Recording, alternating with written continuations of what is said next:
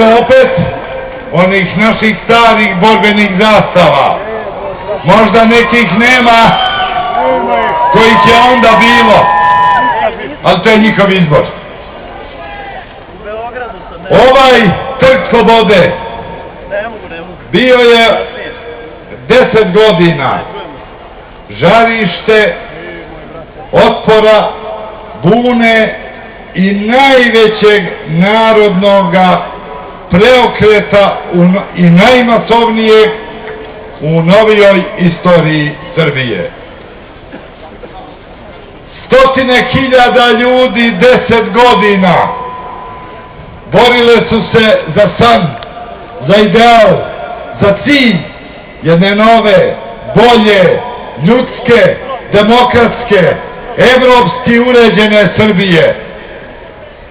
Borili su se kad je to bilo najteže, najopasnije, kad se ginulo, kad je smrt kosila i kad se za te ideale gubila i glava i mnogi sa ovog Trga slobode i živote su dali za san o toj Srbiji.